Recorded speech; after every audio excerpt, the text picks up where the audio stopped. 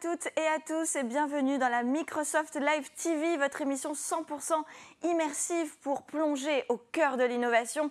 Une première mondiale pour Microsoft. Nous allons téléporter Vivatech et le studio virtuel de Microsoft dans vos écrans pendant 1h30. Alors le principe est très simple. De mon côté, regardez, je suis actuellement dans le studio virtuel de Microsoft et je vais recevoir mes invités qui, eux, seront en direct mais à 3 km de moi au stand Microsoft à Vivatech. Et pourtant, à l'image, vous avez l'impression que nous sommes vraiment dans la même pièce. C'est ça, la magie de la téléportation. Au programme, dans ces interviews téléportées, nous allons découvrir comment Microsoft et ses partenaires s'engagent pour un futur durable, innovant et inclusif. Alors, pour cette première journée, elle est consacrée à l'expérience collaborateur avec des sujets comme l'incontournable Microsoft Teams, le métavers et une démo en exclusivité de la nouvelle Formule 1 Alpine.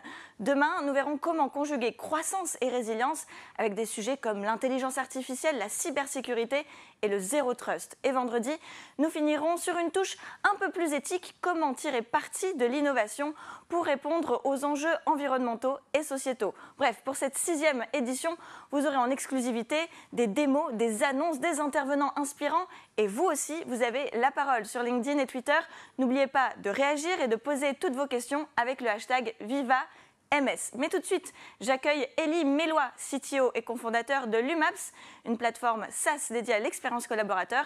Nous allons ensemble discuter des parcours employés personnalisés et engageants pour améliorer l'expérience collaborateur lors de l'onboarding. Bonjour Elie. Bonjour et merci de me recevoir. Eh bien, merci également, je suis ravie. Alors, on va parler donc de Lumaps, c'est l'entreprise qui révolutionne l'intranet. On peut dire que vous avez vraiment révolutionné l'intranet quand même depuis 2012. L'intranet qui était quand même à la base une page assez statique avec des informations descendantes. Vous vous êtes dit, on va tout révolutionner, il faut rendre la communication interne plus sexy. Qu'est-ce qui s'est passé? Oui, tout à fait. On a même tellement tout changé qu'on a changé le nom. On ne parle même plus d'intranet aujourd'hui, on parle vraiment d'employee experience platform ou de plateforme d'expérience employée. Je pense que depuis le début, notre mission, ça a été et ça va beaucoup parler aux nouvelles générations, que les gens donnent du sens à leur travail, développent le sentiment d'appartenance à leur entreprise. Complètement. Et en fait, de faire en sorte de ramener l'expérience qu'on a aujourd'hui en tant que client, qui est vraiment léchée, de ramener ça pour les employés dans leur entreprise aussi. Alors, on peut dire que depuis ces 2 dernières années, depuis la crise sanitaire, c'est vrai que le marché est devenu de plus en plus compétitif, de plus en plus de startups veulent innover au sein des entreprises. Qu'est-ce qui vous rend si spécial ? Je crois qu'à la base, c'est vraiment notre mission, faire en sorte que les gens donnent du sens à leur travail, développent le sentiment d'appartenance. Ça parle beaucoup aux nouvelles générations qui passent ça même devant le salaire aujourd'hui en tant que raison d'être de leur travail. Ensuite, on a une particularité, c'est qu'on a créé la boîte en France, dans une petite ville qui s'appelle Tassin à côté de Lyon, mais on a tout de suite voulu conquérir le monde et créer vraiment un gros éditeur mondial. Donc ça, c'est quelque chose qui nous caractérise. On a quasiment la moitié de l'entreprise qui travaille sur le produit, toute la R&D est en France. Donc voilà, beaucoup d'énergie pour déployer notre passion à travers le monde et on travaille avec beaucoup de grosses entreprises, donc ce qui veut dire que nos projets ont une grosse visibilité, sont déployés parfois sur des centaines de milliers de collaborateurs, donc un vrai impact au quotidien. Alors vous avez anticipé ma dernière question puisque j'allais y venir justement, vous êtes basé à Lyon. Aujourd'hui, j'imagine que vous recrutez puisque vous êtes en pleine croissance. Quels sont vos arguments pour faire venir les talents à Lyon ? Bon, déjà, peu de concurrence locale. Après, la R&D est répartie entre Lyon et Paris aujourd'hui. On a des gens un petit peu partout en France. Ouais, les arguments, ça va être cet esprit entrepreneurial et cette envie de conquérir. Une de nos 4 valeurs d'entreprise, c'est Be Bold and Do Amazing Things. Et je pense que cette passion pour vraiment apporter le meilleur aux employés de nos clients, c'est quelque chose qu'on pousse tous les jours. On a vraiment envie de créer cette plateforme leader mondiale. On définit le marché un petit peu tous les jours. Voilà, l'expérience client, ça fait 10-15 ans qu'on en parle. L'expérience employée, c'est tout nouveau. Et nous, ça fait des années qu'on travaille sur ce marché pour le mettre en avant. Donc, alors c'est bien, ça veut dire que vous appliquez à vous-même les valeurs de l'entreprise que vous proposez aux clients. J'aimerais revenir un petit peu sur le onboarding, qui est quand même une phase très stratégique dans les RH et dans le management. Qu'est-ce que vous proposez concrètement aux entreprises, aux managers, aux DRH pour cette partie de onboarding, pour fidéliser les collaborateurs et les engager et faire en sorte qu'ils commencent très bien leur nouvelle mission. Tout à fait. Donc c'est un moment clé, hein, l'onboarding. En fait, on s'aperçoit que dans les 6 premiers mois, les entreprises peuvent perdre jusqu'à 10% des personnes qu'elles embauchent. Donc si vous multipliez ça par le salaire sur 6 mois, ça fait des sommes perdues qui sont assez importantes. Donc il y a vraiment une volonté de bien travailler l'onboarding, parce que c'est un moment clé de la vie de l'employé. Et ce qu'on va proposer, c'est que en moyenne, on a plus de 50 tâches à réaliser quand on arrive dans une entreprise, découvrir ses collègues, voir comment poser ses notes de frais, comment déclarer ses congés. Et en fait, on essaye d'automatiser au maximum ces tâches pour que les personnes gagnent du temps, soient plus efficaces plus vite.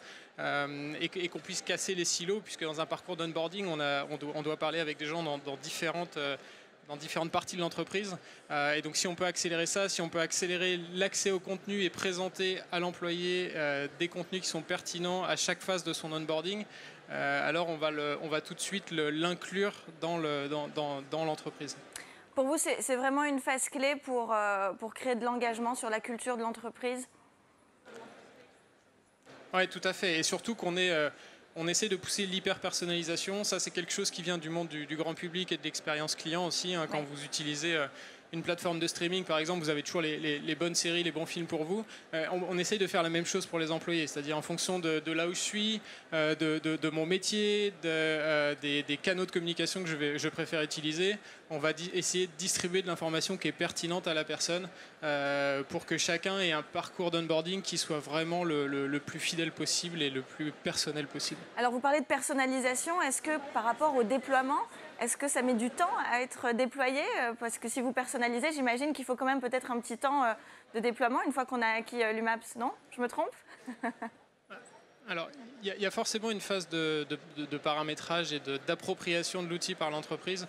Voilà, l'identité visuelle, la culture de l'entreprise doit être présente. Donc ça, c'est des choses qu'il faut réfléchir et paramétrer en amont.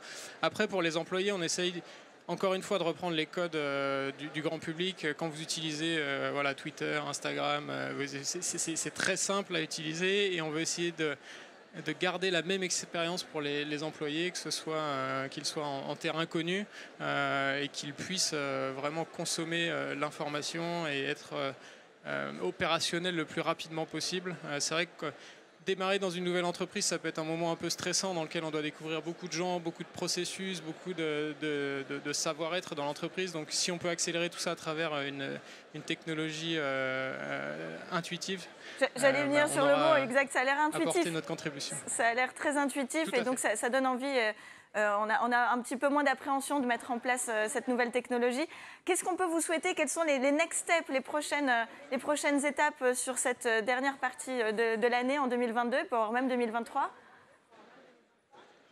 Je pense de beaucoup avancer sur cette partie de parcours employé, ce qu'on appelle les journées en anglais.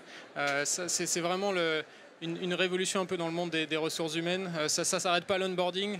Derrière, on a aussi de la formation, de la mobilité interne, du retour de congé parental.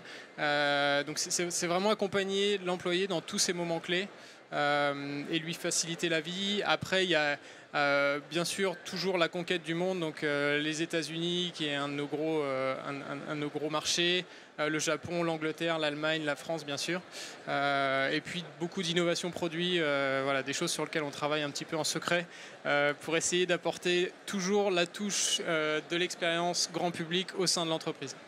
D'accord, donc onboarding, re-onboarding et puis aussi pourquoi pas s'étaler un petit peu sur la partie learning management et proposer des formations. Ça va dans la continuité, en tout cas c'est ce qu'on vous souhaite.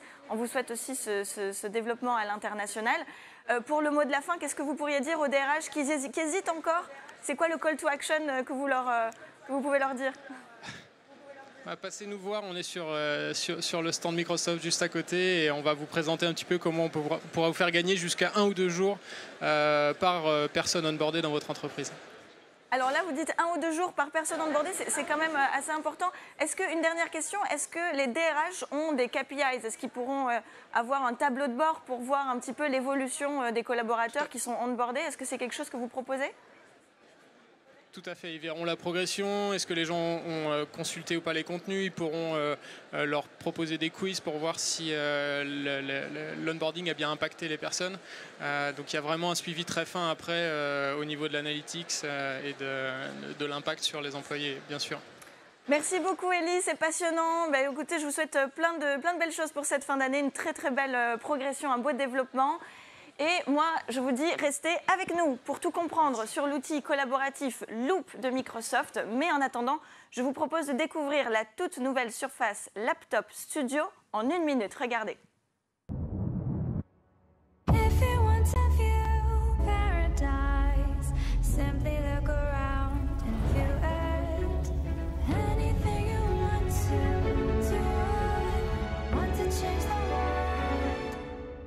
There's nothing to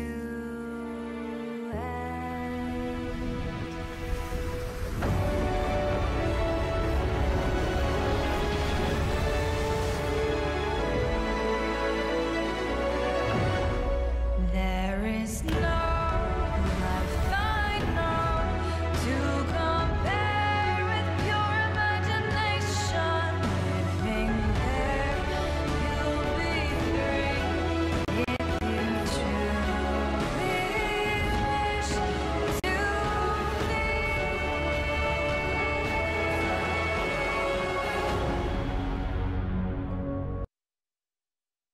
And now let's switch in English. I have the pleasure to have by my side this time Constance Gervais, Senior Product Manager at Microsoft, and Jake Cohen, Senior Product Manager at Microsoft too. We will discuss about how to think, plan and create together with Microsoft Loop. Good morning. Good morning. It's so good to have you by my side. Yes. So, first of all, thank you for being here. One first question for you. What is Microsoft Loop for those who don't know yet? Yeah, so Microsoft Loop is a new app really to try to solve the problems of the new era of modern work. We're really trying to reimagine the boundaries between collaboration and creation. We want to enable teams to think, plan, and create together. Microsoft Loop consists of 3 key elements: Loop components, Loop pages, and Loop workspaces. Loop components, these are kind of an evolution of what we previously had as fluid components. These are live and portable components that allow you to take your work across a bunch of different apps, allowing you to do work, collaborate, and do work in context, whether that be in chat, email, documents, and more. Because components are always in sync and up to date, wherever you are, you're always working on the latest and greatest information. And then we have Loop pages. Pages are these flexible canvases that allow you to organize all of these components that you have created, allowing you to kind of bring in content together, things like documents, links, and data. It's really this flexible canvas that allows teams to connect and collaborate. We're really building this as a thing to think together and get work done. And then lastly, we have workspaces. Workspaces kind of brings it all together. It's one shared space that really allows people to kind of collect all those things together for a project, allowing teams to quickly catch up on what's been happening in a project, react to like different and new ideas, as well as track, plan against shared goals. That sounds exciting. Thank you. And so, Jake, why is Microsoft creating Loop? Why is creating Loop? Yeah, well, it's a really great question and important for us to focus on the problems we're solving for. Okay. So, you know, the modern work is continually evolving, and over the past few years, it's changed more than ever before. And I think all of us have really felt this working, yeah. Through COVID. Definitely. And so one of the first main changes is that teams are now more geo-distributed and working remote and in different locations and at different times than ever before. Okay. Over the last 2 years, there have been team members I've worked with every day, but I've never actually met in person. Oh. And so with that, there's challenges in being able to not be in the same space together, and you have to make sure you're staying in sync with each other. So that's one emerging challenge. Okay. The second is that we're working across many different apps and different digital technology tools that make it harder to keep track of what's going on. Actually, over 50% of team members use more than 5 apps to collaborate on a project together. Okay. And some of the challenges there is data is stuck in silos. You have to kind of check all 5 things at the same time. It gets really cumbersome to know, hey, what's the latest status for this project? Oh, wow. Okay. Yeah. And the third thing is it's hard to keep track of that status and kind of figure out what's going on. We're getting bombarded with notifications and updates, and we're checking everything, so it's really hard to stay in sync and on track. Definitely, it's very hard. Yeah, actually. so Yeah. we've all felt this, and we're trying to solve these 3 problems and make it easier for teams to feel connected and together, even when they're working apart. Okay. We want a shared space for everyone to keep things together in one place, and we want it to be easier for you to stay in sync and on track of your project. And those are the 3 main things we're solving for and building Loop for.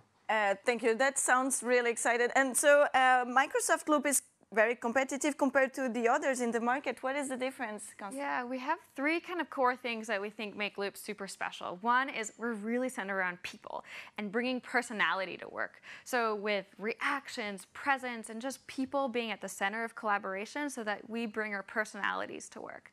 Next is around syncing and catching up. Meetings, overload. I know I get overwhelmed with everything that's going on. We really want to create kind of a sustainable and awesome place that you can catch up and really know what's going on and to make that super easy. And lastly, it's around portability. People use a bunch of apps, and we really kind of get lost in kind of all the apps that are out there. Definitely. And I feel concerned. Yeah. Yeah, so being able to kind of take little different elements and bring them everywhere and Yeah. really work in context of potentially a conversation, we think is truly revolutionary. And so you can do this today with Loop components. They're already in Teams today, and they'll be coming soon to Outlook. Jake, please tell us what's next. So we have a very exciting product roadmap we're Really? really looking forward to. So as Constance mentioned, today we have Loop components available in Teams, Yeah. and coming soon in Outlook Mail as well. Oh, nice. Next, okay. we'll have something called Meeting Notes, which allows you to create a shared agenda for an upcoming meeting. During the meeting, you can take notes collaboratively with your entire team, and then afterwards you can stay up to date on tasks and follow-ups from that meeting, and you can share this across Outlook and Teams chat and other places that stays in sync and kind of all coherent in one place. Can we know when this is going to be in That the will market? come later Yeah. this year, and then we're also working, of course, on the Loop app. This is where Loop tell me more about components- it. that's where Loop components, pages, and workspaces all come together, where you can Okay. create a shared workspace. We'll have private preview available later this year, Okay. working with companies using Loop, and we'll be going to public preview following that. Nice. So you're not teleported. You are with me Yes, here. we're here. Like I can touch you. That feels great. So can I know a little bit more about where do you work and why are you here now in Paris? Yeah, so we both work in Seattle, Washington. Okay. That's headquarters for Microsoft. And we're incredibly excited to be in Paris for this trip. When I got invited, I jumped on it right away. And it's just really excited to be here in person for VivaTech. Yeah, we're super for you. excited to be here at VivaTech and kind of meet folks and talk to you. Yes, this is a really nice experience. Do you think we could do that with Microsoft Teams and Loop and all those technologies will melt one day in one single app? Is that possible? Potentially. Well, we already Yeah? have Loop components today, and that's how we kind of prepared for this interview. We used a component, it started off in Teams chat. We kind of threw some ideas together, what we were going to talk about with a bunch of people. Then we're able to bring it in mail and send it, I think, to you or to someone else. And so we really were able to kind of use Loop components as they are today. Yeah. To kind of To plan get this to trip. plan this trip and really kind of be able to Yeah, you think succeed. so? Like this can be the future of like video conferencing and how people will communicate? Of course, yes. Yeah. Do you already use that in Seattle or not really? Not yet. The VR Yeah, the VR, conferencing. yeah.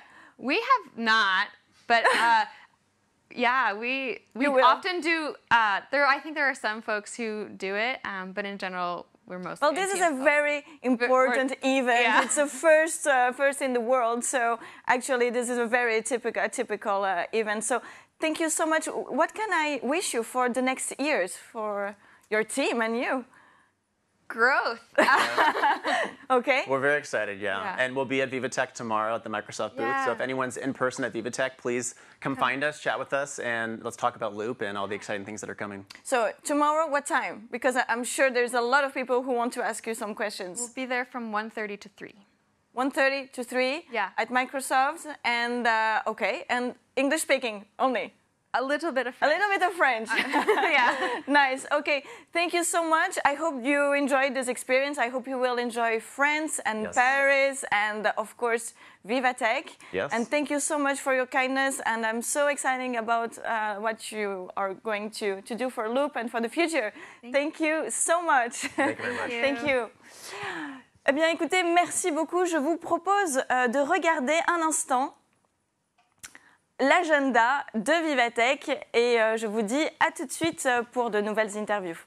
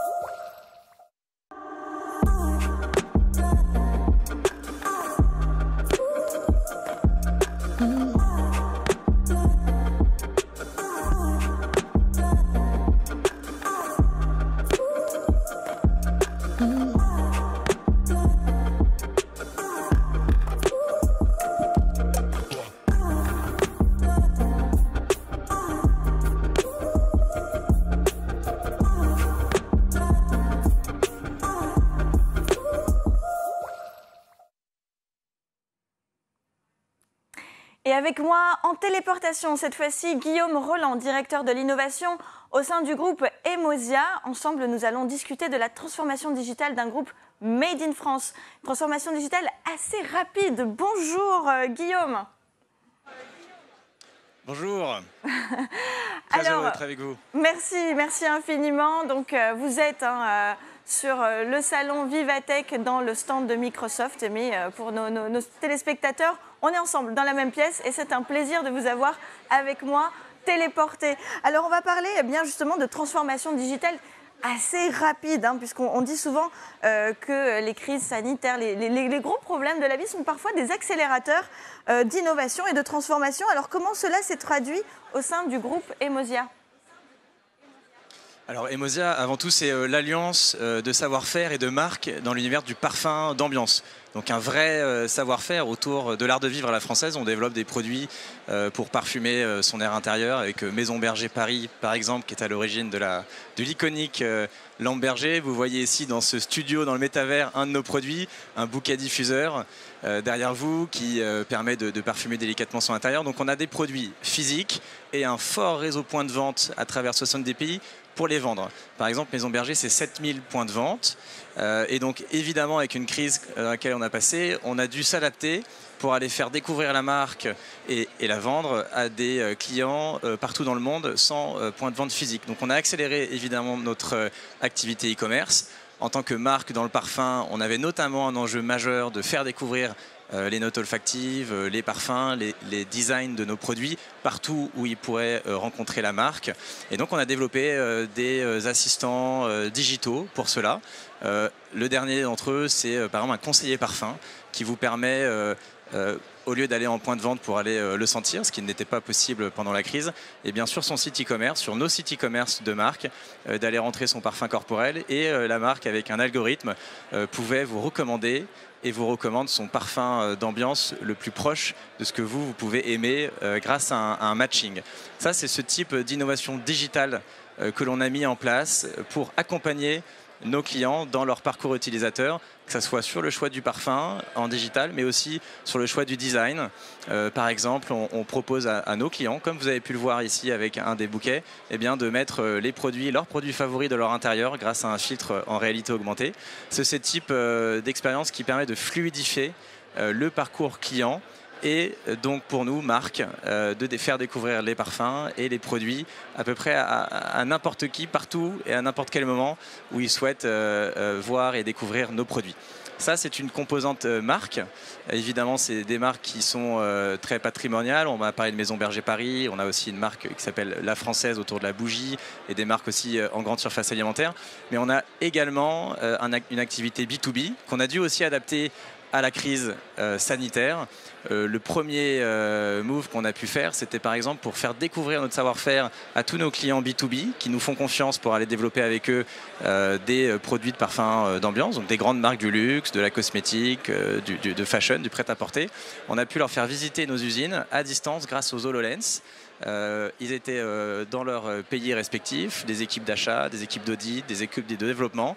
Et grâce aux HoloLens, ils ont pu voir, découvrir notre outil industriel, suivre le développement de produits de manière instantanée et évidemment pour nous, raccourcir des temps de développement, gagner de nouveaux marchés, tout ça dans une crise qui a, on pourrait croire, paralysé les développements et les nouveaux projets, mais au contraire a pu les catalyser à travers des innovations comme la réalité mixte et les HoloLens que vous voyez ici dans ce beau studio. Mais écoutez, c'est un pari audacieux, mais en tout cas, bravo. C'est assez impressionnant. Vous avez parlé de matching au début, justement par rapport aux senteurs et aux parfums. Comment on peut matcher quelqu'un qui est à distance avec des odeurs? Parce que ça me paraît un peu abstrait. Est-ce qu'on peut rentrer un petit peu plus dans le détail? Exactement. On a un savoir-faire parfum qui est extrêmement développé dans le groupe. Avec Maison Berger Paris, par exemple, on a plus de 70 parfums. On travaille avec données en interne et tous nos parfums sont ce qu'on peut appeler complexes, avec des pyramides olfactives. Donc on va retrouver par exemple un jasmin précieux avec une note de tête, une note de cœur, une note de fond. Et c'est hyper important pour nous et pour nos consommateurs de faire découvrir le parfum du mieux que possible. Évidemment, on a un réseau retail pour les faire sentir et ça, c'est dans notre stratégie omnicanal, évidemment, et absolument nécessaire de pouvoir les faire découvrir en magasin à travers nos 7000 points de vente. Mais on doit aussi leur faire découvrir cela à distance, n'importe où ils peuvent rencontrer la marque sur les sites e-commerce, par exemple, ou sur les réseaux sociaux. Et pour ça, on a créé de nouveaux outils. Le matching en est un. Il rentre par exemple, vous rentrez, on peut faire votre cas particulier, votre parfum que vous portez tous les jours que vous aimez. Et notre algorithme, basé sur des dizaines de milliers de parfums qui existent dans le commerce, va vous recommander, en fonction des notes de ce parfum-là, une suggestion proche de nos parfums à nous d'ambiance pour une bougie, pour un diffuseur à bouquet ou pour une lampe berger qui va permettre d'embellir votre air intérieur avec le parfum que vous aimez. Ça, c'est un premier outil de matching. Mais on a aussi poussé un peu plus loin le curseur pour faire découvrir les parfums de manière un peu plus expérientielle. Ça passe par l'image, ça passe par des sites et la visualisation de parfums, mais aussi par des expériences plus immersives qu'on a proposées à nos clients. La dernière en date, c'est en décembre, où on a fait un live shopping dans notre dernière boutique qu'on a ouvert au Marais, une très belle boutique rue Vieille du Temple. Eh bien, on a pu leur faire découvrir des parfums à distance grâce à des animations très immersives de réalité augmentée.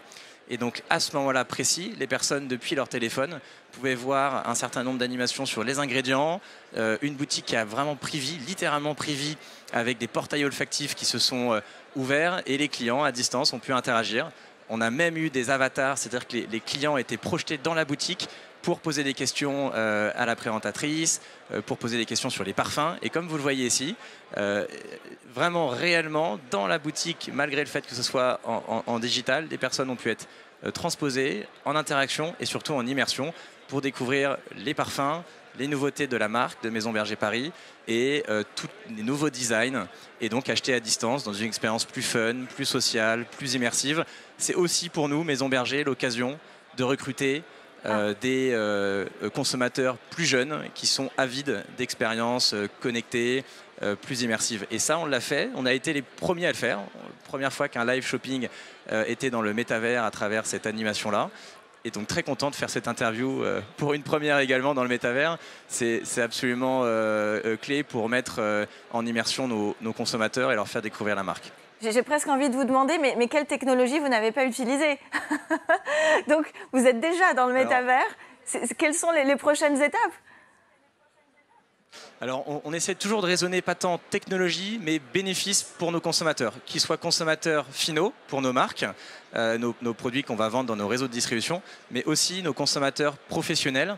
Et donc, on essaie toujours de raisonner sur le besoin pour soit fluidifier leur parcours d'achat, soit leur faire dans le user journée quelque chose de plus fluide. Et donc, la dernière innovation qu'on a faite est plutôt sur cette partie B2B. On a un fort département contract manufacturing où on va développer, comme je vous le disais, pour des grandes marques, des bougies parfumées, des diffuseurs, des bouquets, des sprays pour le parfumage d'ambiance. Eh bien, on leur propose maintenant de développer avec nous, grâce à un bot, un assistant digital, le produit de manière beaucoup plus rapide et beaucoup plus fluide. On a par exemple un configurateur 3D qu'on leur propose à ces clients professionnels où ils vont pouvoir en temps réel mettre la couleur de leur marque, leur logo pour une sérigraphie, pour une étiquette et en temps réel voir le produit final devant leurs yeux avant qu'ils le fabriquent avec nous dans nos usines de Vendée ou de Nantes ou bien en Normandie. Ils vont pouvoir voir le produit en temps réel. Ce configurateur 3D, c'est une première dans notre marché. Ça permet à n'importe qui de se projeter avant de fabriquer. Et puis on a aussi couplé ça à un bot qui répond en temps réel aux questions du client pour caractériser son besoin le plus précisément possible. Et donc ça s'adresse avant tout aux petites et moyennes entreprises qui souhaitent nous faire confiance pour développer leur gamme de parfums d'ambiance et donc de réduire le temps de développement, de les mettre en confiance avec notre savoir-faire, de leur présenter nos usines de manière plus optimisée et surtout en temps réel de pouvoir concrétiser leur projet beaucoup plus rapidement grâce à cet outil digital. Donc toujours le digital au service d'un usage plus qu'une technologie. Merci infiniment Guillaume Roland, c'est fascinant. En tout cas, on peut que vous souhaiter encore de belles expériences digitales, olfactives et présentielles. Merci beaucoup Roland.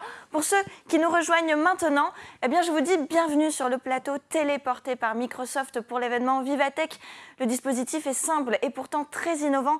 Je suis dans les studios de Microsoft à Issy-les-Moulineaux et mes invités sont dans les studios de Vivatech à 3 km. Et pourtant, vous avez l'impression que nous sommes dans la même pièce. Voilà, c'est assez magique. Mais tout de suite, j'accueille Pierre Limbleval. Il est vice-président IS IT de l'entreprise Alpine et on va parler d'intelligence artificielle. Restez avec nous.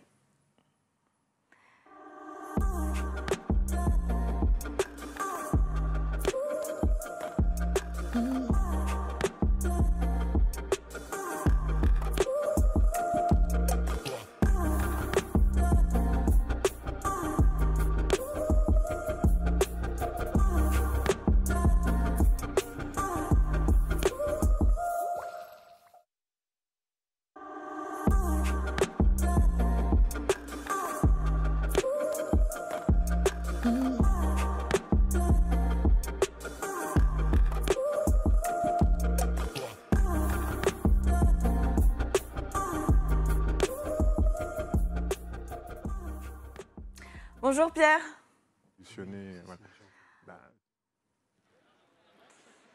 Bonjour Pierre, alors effectivement moi je suis donc dans les studios de Microsoft, je ne vous entends pas mais peut-être que dans quelques secondes je... Est-ce que vous m'entendez maintenant ? Ah oui voilà, maintenant je vous entends très bien. Voilà, quand je parle dans le micro ça marche mieux. Il faut parler dans le micro effectivement. Alors merci beaucoup d'être avec nous aujourd'hui. On va parler de la transformation d'Alpine par la data et l'intelligence artificielle puisque la Formule 1, eh bien, ce n'est pas que des routes et des voitures, c'est aussi de la technologie, de la haute technologie. D'ailleurs, pour des centaines, vous avez... collecter des milliards de données pour aider le personnel technique à améliorer la performance de ce bijou des pistes. Alors, quelle est la place de la data dans l'industrie comme la Formule 1 ? Alors en F1, c'est très important, c'est au cœur du métier, puisque, comme vous le savez, il n'y a que 2 personnes qui ont le droit de conduire la voiture et toutes les autres de l'équipe, si elles veulent savoir quel est le comportement des différents systèmes qui sont embarqués dans la voiture, elles se reposent sur ce qu'on leur produit et ce qu'on leur envoie comme data. Donc la data, c'est vraiment au cœur du métier de la F1. Et en plus, le règlement de la F1 fait que les tests physiques sont relativement limités. Donc on compte aussi beaucoup sur le virtuel et sur la simulation numérique pour préparer les voitures au mieux pour les courses au fil de la saison. Alors on aimerait comprendre un petit peu plus le mécanisme, sans mauvais jeu de mots. Une fois que ces datas sont récoltées, qu'est-ce que l'intelligence artificielle, quel est son rôle par rapport aux courses ? Eh ben, donc la télémétrie en F1, c'est-à-dire la capacité à récupérer des données de la voiture qui roule sur la piste vers l'usine, ça existe depuis de très nombreuses années. Maintenant, grâce à notre partenariat avec Microsoft et les performances du cloud, on peut acquérir ces données et les transmettre en temps réel pendant que la voiture roule auprès des ingénieurs. Et à ce moment-là, ce qu'on va chercher à faire, c'est prendre les décisions les plus rapides possibles. Donc on se sert de l'intelligence artificielle pour détecter des signaux faibles dans la captation de données et alerter les ingénieurs s'il y a un setup à changer ou améliorer le comportement de la voiture par rapport à la performance attendue. Donc l'intelligence artificielle, ça nous permet d'augmenter, je dirais, les performances de nos ingénieurs qui eux-mêmes vont régler la voiture au mieux. J'imagine qu'il faut une synchronicité très précise, hein, c'est à la seconde près. J'imagine que vous avez peut-être aussi des ingénieurs spécialisés aujourd'hui. Qu'est-ce que ça vous a apporté concrètement, la différence entre le avant et le après, d'avoir cette technologie ? La très grande différence depuis ces dernières années, on travaille dans le cloud avec Microsoft et en particulier, ce qui a beaucoup changé, c'est le temps réel. Auparavant, on était obligé d'attendre que la voiture rentre au garage pour décharger les données qu'elle avait enregistrées pendant sa session. Maintenant, on est connecté en permanence et même quand la voiture roule sur un circuit lointain comme l'Australie, on a une latence de 700 millisecondes. Donc on est quasiment en temps réel. On a les mesures de la voiture au même moment où elles sont produites par la voiture. Donc, les ingénieurs peuvent réagir à très haute vitesse. Alors, est-ce qu'on peut avoir un exemple d'un cas concret de peut-être une problématique à résoudre dans l'urgence et que l'IA et cette synchronicité a pu, je ne sais pas, vous aider à faire des prouesses un petit peu ? Absolument. Oui, en fait, un domaine dans lequel on utilise beaucoup l'intelligence artificielle, le machine learning en particulier, c'est tout ce qui est détection d'anomalies. Ce qu'on dit en F1, c'est que si on veut finir premier, d'abord il faut finir. Donc la fiabilité de l'auto est super importante. Et pour surveiller la fiabilité de l'auto, on va s'assurer que les capteurs qui sont au nombre entre 200 et 250 capteurs sur la voiture nous donnent des informations fiables. Et on va utiliser l'intelligence artificielle, comparer avec des modèles embarqués, des modèles algorithmiques embarqués, pour comparer la mesure réelle donnée par les capteurs avec celle prédite par les modèles de l'intelligence artificielle. Et à ce moment-là, on saura dire si un capteur est en défaut, s'il nous donne une information erronée, et donc corriger et prendre des mesures correctives pour que la voiture puisse continuer à rouler dans les meilleures conditions de performance et aussi de sécurité pour le pilote. Oui, l'objectif étant, comme vous le dites à très juste titre, déjà de terminer la course. Si vous arrivez numéro 1, c'est toujours mieux, mais déjà la terminer et la faire de la meilleure façon possible, c'est toujours un exploit en soi, puisqu'on le sait, hein, la Formule 1 demande une précision, une exactitude assez importante. Merci beaucoup en tout cas. Et peut-être une dernière question. Est-ce que vous orienterez, vous conseillerez le secteur automobile à s'équiper davantage d'intelligence artificielle ? Je crois que dans n'importe quelle industrie aujourd'hui, tous les produits deviennent des objets connectés. On est capable de sortir et d'extraire de la donnée des produits. Dans l'automobile, peut-être avec un petit peu plus de richesse de données capturées. Nous, en tout cas, chez Alpine, c'est notre ambition et c'est notre projet d'utiliser la technologie de la F1 pour les futures Alpines qui sortiront sur le marché, pour que cette technologie nous permette de développer et de vendre des véhicules qui seront le plus sécurisés possible et le plus performants possible. Alors une dernière question par rapport aux conducteurs. Est-ce qu'ils ressentent aussi un changement, les conducteurs, par rapport à cette intelligence artificielle qui vient s'incorporer dans leur outil de travail qui est cette voiture ? Vous parlez des pilotes de F1 ? Oui, pardon, les pilotes F1. Ou les clients d'Alpine. Oui, les pilotes, on va parler des pilotes. En fait, ils sont de plus en plus demandeurs. Eux, si vous voulez, les 20 pilotes qui sont sur la grille, ce sont des sportifs assez exceptionnels. Ils se tiennent tous dans un mouchoir de poche.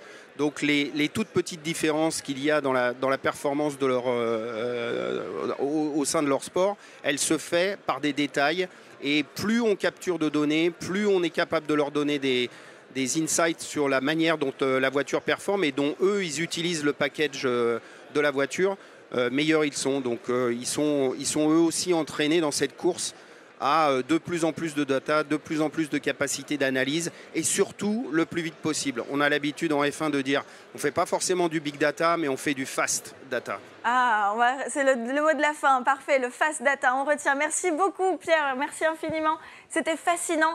Restez avec nous, on va parler des biotech dans le secteur public, mais en attendant nos invités, je vous propose une vidéo d'1 minute pour comprendre l'intelligence artificielle au quotidien. Qu'est-ce qu'elle va nous apporter au supermarché, à l'école, dans la nature et chez soi. Regardez ce qui va changer.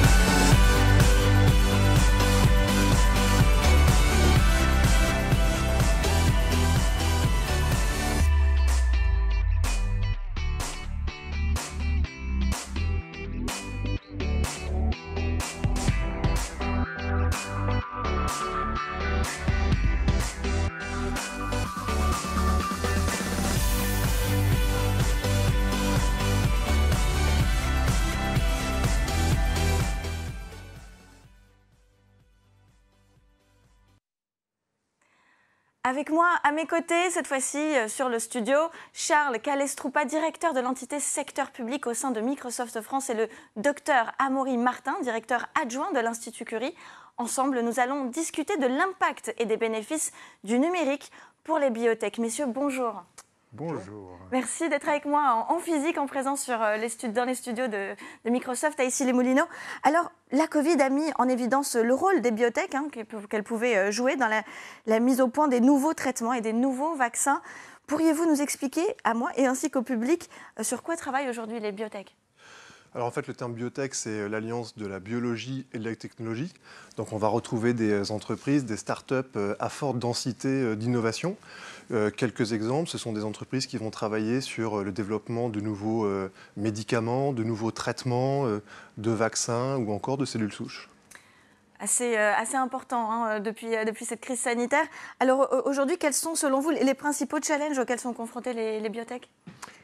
Alors, avant peut-être de répondre sur les challenges, c'est pas un sujet qui est récent en fait, finalement, le sujet des biotech. Ça fait depuis les années fin des années 70, début des années 80, et ça, c'est aujourd'hui devenu un chaînon essentiel dans l'innovation entre la recherche qui se fait en laboratoire et les grandes industries pharmaceutiques qu'on connaît. Ces entreprises, elles ont surtout une qualité, c'est qu'elles ont une agilité qu'ont peut-être pas les très grands groupes. Et elles permettent d'accélérer finalement la mise sur le marché de produits qui finalement bénéficient aux patients. Alors comment la technologie vient justement s'incorporer et accélérer la recherche ? Alors la technologie, elle vient à plusieurs niveaux, mais on aura l'occasion d'en reparler. Je pense que votre question sur les défis, elle est importante. Je vais peut-être commencer à répondre et puis après je laisserai Charles. Mais les biotech, elles font face finalement à plusieurs défis qui sont liés à la fragilité de la petite taille de la société. Puisque finalement, quand elles vont se créer, elles ont très peu de personnel et donc elles doivent répondre à tous les enjeux en même temps. Et en même temps, elles sont confrontées à des très grands groupes qui, elles, ont des moyens particulièrement importants pour le faire. faire. Et elles vont être confrontées aussi à des enjeux réglementaires qu'elles n'ont pas forcément l'habitude d'aborder, et aussi des enjeux technologiques et d'infrastructures numériques. Mais là, je laisserai le spécialiste répondre. Oui, alors je peux répondre là-dessus. En effet, le premier challenge, il est lié à l'architecture digitale, puisque ce sont souvent des entreprises qui connaissent des fortes croissances, qui manipulent des données avec des quantités qui sont exponentielles, et on n'a pas toujours anticipé cette explosion du volume de données à traiter, et donc la robustesse de la plateforme digitale qui va accueillir, qui va gérer, qui va traiter ces données. Donc c'est nécessaire de vraiment anticiper. Le deuxième volet également, il est lié à la recherche de financement, d'investisseurs. Également, ce n'est pas évident quand on est chercheur de savoir comment adresser des fonds, comment construire un business plan, dans quelle phase. Donc là aussi, il y a besoin pour ces startups d'accompagnement. Alors aujourd'hui, vous allez nous faire une annonce commune. C'est le lancement du Biotech Scaler Programme. Est-ce que vous pouvez nous en dire plus ? Alors avec plaisir, donc le Biotech Scaler Programme, donc, que l'on annonce en partenariat avec l'Institut Curie et Celenza, donc s'adresse aux startups dans la biotech, dans la medtech. Ce programme vise à accompagner leur croissance, à les aider à accélérer cette croissance, et donc justement à répondre aux challenges. Donc deux volets, un volet technique où on va aider ces entreprises à construire une infrastructure digitale de croissance, et puis un accompagnement sur les phases de développement commercial et de recherche de financement. Et nous, oui. On est ravis à l'Institut Curie d'être partenaire de cette initiative parce que déjà, l'Institut Curie, c'est le premier centre français de lutte contre le cancer, à la fois sur le volet recherche, soins, mais aussi, c'est peut-être moins connu, ça permet de le dire, sur la capacité à créer des sociétés à partir des travaux de recherche. Donc j'y reviendrai par la suite, mais on a un portefeuille assez important maintenant de sociétés qu'on a pu faire émerger via notre incubateur. Et ce que va apporter ce programme au sein de notre incubateur, il est crucial parce que si on veut aider au mieux ces entreprises à se développer, à se confronter le plus vite possible à une concurrence internationale très forte, il faut leur donner toutes les clés pour réussir et qu'on réussisse finalement le passage d'une promesse à réellement des produits. Alors justement, c'est être ma dernière question. Quels sont les biotech qui sont déjà embarqués au sein du programme et qu'est-ce que vous leur apportez très concrètement à cette nouvelle société ? Alors, je peux commencer à répondre. Il y a déjà 3 sociétés qui ont été identifiées par les équipes de Microsoft pour rejoindre le programme. Globalement, elles ont de communes qu'elles agissent tous dans l'immuno-oncologie, c'est-à-dire réutiliser le système immunitaire pour finalement lutter contre le cancer ou l'éliminer. Mais donc c'est Mapsilico, Aux Immunothérapeutics et White Lab Genomics. Mais ce que nous, on souhaite faire à l'Institut Curie, c'est finalement commencer à faire bénéficier de ce programme à nos 28 spin-offs qui sont actives en biotechnologie et contre le cancer, et puis toutes celles qui sont en cours d'incubation. Aujourd'hui, on en a 10, donc on va toutes les exposer au programme et on espère qu'elles pourront en bénéficier. Le mot de la fin, oui. Le mot de la fin, c'est qu'on voit que c'est extrêmement important. On parle quand même, en effet, de permettre d'utiliser des systèmes immunitaires pour détruire des tumeurs. Donc, on voit l'importance d'aider ces startups pour l'amélioration du système de santé et la qualité des soins. Écoutez, merci monsieur. On vous souhaite bon courage et puis une belle progression. Beaucoup de jeunes startups embarqués avec vous dans ce beau programme. Alors, est-ce que vous saviez que les systèmes autonomes permettent de fluidifier le trafic en entraînant une diminution de la pollution ? Et oui, c'est ce que je vous propose de regarder dans cette petite vidéo qui vous explique tout en attendant nos prochains invités pour parler de l'intelligence artificielle conversationnelle comme porte d'entrée au numérique dans le secteur de la santé.